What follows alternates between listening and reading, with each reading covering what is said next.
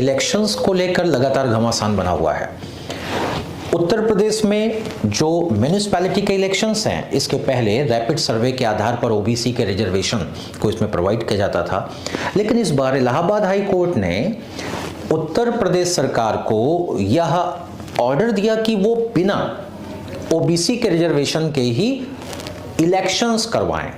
लेकिन उत्तर प्रदेश सरकार ने ओबीसी को रिजर्वेशन दिए बिना अर्बन लोकल बॉडीज यानी म्यूनिसिपैलिटीज के इलेक्शन कराने से मना कर दिया।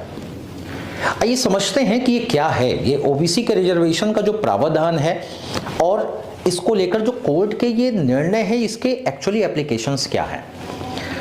देखिए, 1992 में एक कॉन्स्टिट्यूशन अमेंडमेंट एक्ट पास किया गया और इस अमेंडमेंट एक्ट को 74th कॉन्स्टिट्यूशन अमेंडमेंट एक्ट के नाम से जाना जाता है। जिस प्रकार अनुच्छेद 243 डी के अंतर्गत पंचायतों में रिजर्वेशन का प्रावधान था, उसी प्रकार नगर पालिकाओं में भी अनुच्छेद 243 टी के अंतर्गत एससी, एसटी और ओबीसी के लिए रिजर्वेशन का प्रावधान किया गया था। थोड़ा मैं संक्षेप में आपको बताना चाहूंगा कि पंचायतों का गठन वैसे तो 1959 से ही भारत में कर दिया गया था और अर्बन लोकल बॉडीज ब्रिटिश काल से ही बॉडी के रूप में हमारे यहाँ ऑर्गेनाइज थे, लेकिन इनको कॉन्स्टिट्यूशनल दर्जा यानी संविधान में शामिल नहीं किया गया था और संविधान में शामिल न किए जाने के कारण इनके यूनिफॉर्मिटी में काफ़ी अंतर था। अलग अलग राज्यों में अलग अलग टाइप से इनको गठन किया जाता था। इनकी पावर्स को लेकर कोई यूनिफॉर्मिटी नहीं थी। इवन इनके फाइनेंस को लेकर भी बहुत बड़ी चिंता व्यक्त की जाती थी, यानी कि ये इफेक्टिव नहीं थे। लेकिन 73rd कॉन्स्टिट्यूशन अमेंडमेंट एक्ट पंचायती राज कानून बनाया गया। इसी तरीके से 74th कॉन्स्टिट्यूशन अमेंडमेंट एक्ट 1992 पास किया गया और म्यूनिसिपैलिटी को भी संवैधानिक दर्जा प्रदान किया गया। यहां पर यह बात जानना जरूरी है कि संविधान में अनुच्छेद 243 डी में एससी, एसटी और महिलाओं के लिए तो रिजर्वेशन का प्रावधान कर दिया गया, लेकिन ओबीसी को रिजर्वेशन देने या न देने का निर्णय राज्य पर छोड़ दिया गया। इसी प्रकार आर्टिकल 243 के अंतर्गत म्यूनिसिपैलिटी में भी पंचायतों की तरह एससी, एसटी और वुमेन को तो रिजर्वेशन दे दिया गया, लेकिन ओबीसी का रिजर्वेशन देने या ना देने का या उसका तरीका तय करने का जिम्मेदारी राज्य को दे दिया गया। तो क्या हुआ, इसके बाद उत्तर प्रदेश में 1994 में म्यूनिसिपैलिटी एक्ट पास किया गया। हालांकि 1916 से ही उत्तर प्रदेश म्यूनिसिपैलिटी एक्ट था, लेकिन 1994 में ये कॉन्स्टिट्यूशन के अनुरूप यानी 74th कॉन्स्टिट्यूशन अमेंडमेंट एक्ट के अनुरूप ये कानून फिर से संशोधित किया गया। और आज के जो इलेक्शंस होते हैं उत्तर प्रदेश में, उत्तर प्रदेश म्यूनिसिपैलिटी एक्ट 1994 के अंतर्गत होते हैं। ऐसा इसलिए क्योंकि म्यूनिसिपैलिटी को संविधान में स्टेट लिस्ट में शामिल कर लिया गया।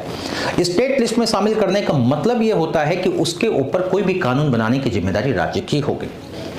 राज्य ने 1994 से लेकर 1994 के बाद फिर उसके बाद 2000 में, 2006 में, यानी कि लगातार इलेक्शंस होते रहे और ये इलेक्शंस में एससी, एसटी और विमेन्स के लिए रिजर्वेशन तो फिक्स था, लेकिन उसके बाद महिलाओं के लिए जो रिजर्वेशंस था या फिर जो एससी, एसटी के लिए रिजर्वेशन था, ये तो कंपलसरी था, ये संविधान के प्रोविजन के अकॉर्डिंग ही देना था। लेकिन ओबीसी के लिए रैपिड सर्वे के आधार पर ही रिजर्वेशन दिया जाता था, जिसका मतलब ये था कि प्रत्येक कॉन्स्टिट्यूएंसी में ओबीसी के को छांटा जाता था, ओबीसी को काउंट किया जाता था, अकॉर्डिंगली उत्तर प्रदेश में इनको रिजर्वेशन दे दिया जाता था, जिसे रैपिड सर्वे कहा जाता था।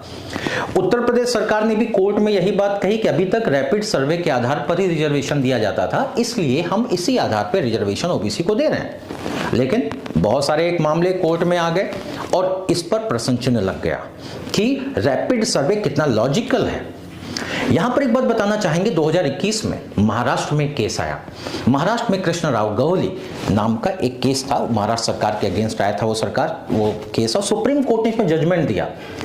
ट्रिपल टेस्ट यानी कि एक नया कॉन्सेप्ट सुप्रीम कोर्ट ने दिया कि ओबीसी के लिए पंचायतों या नगर पालिकाओं में रिजर्वेशन तय करने के लिए ट्रिपल टेस्ट का फार्मूला अपनाया जाए। हालांकि इसके पहले 2017 में, अप्रैल 2017 में उत्तर प्रदेश सरकार ने रैपिड सर्वे करवाने का निर्देश दिया और 2017 में जो रैपिड सर्वे हुआ था उसी के आधार पर अभी इलेक्शन करवाने, यानी कि जो पिछला रैपिड सर्वे था उसी के आधार पे इलेक्शन कराने का निर्णय लिया था उत्तर प्रदेश सरकार ने, जिस पर इलाहाबाद हाईकोर्ट ने रोक लगाई। और अब ट्रिपल टेस्ट के आधार पर ही अब ओबीसी को रिजर्वेशन दिया जाएगा। ट्रिपल टेस्ट क्या है? सुप्रीम कोर्ट के अकॉर्डिंग 3 स्तर पर यह जांचना होगा कि ओबीसी के लिए रिजर्वेशन किस तरह दिया जाए। पहला, एक कमीशन का गठन करना होगा। वो कमीशन पहले उस क्षेत्र में ये देखे क्या फिजिबिलिटी है ओबीसी के लिए, क्या वहां का सिनेरियो है, यानी वो एक रिकमेंड करे कि यहां पर ओबीसी को रिजर्वेशन देना चाहिए या नहीं।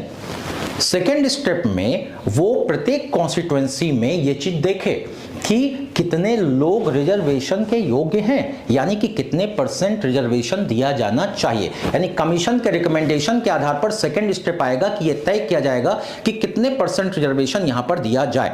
यानी खाली हेड काउंट के आधार पर कितना पॉपुलेशन, इसके आधार पर रिजर्वेशन नहीं दिया जाएगा, बल्कि कमीशन जो बैकवर्डनेस को तय करेगा, देखेगा कि हां कितने % रिजर्वेशन दिया जाना चाहिए, उसके बेसिस पर सेकंड स्टेप पे सरकार तय करेगी कि रिजर्वेशन दिया जाए। थर्ड स्टेप पे यह देखना होगा कि जो मंडल कमीशन केस में कहा गया था कि टोटल एससी, एसटी, ओबीसी को मिलाकर 50% से ज्यादा रिजर्वेशन नहीं हो सकता, तो यह भी ध्यान रखना होगा कि टोटल मिला के 50% से ज्यादा ये रिजर्वेशन ना हो। और इस ट्रिपल टेस्ट को फॉलो करके ही ओबीसी को रिजर्वेशन दिया जा सकता है। उत्तर प्रदेश सरकार ने तय किया कि ठीक है, हम ट्रिपल टेस्ट करवाएंगे, उसके बाद इलेक्शन कराएंगे, यानी इलेक्शन को आगे टालने का फैसला कर लिया गया।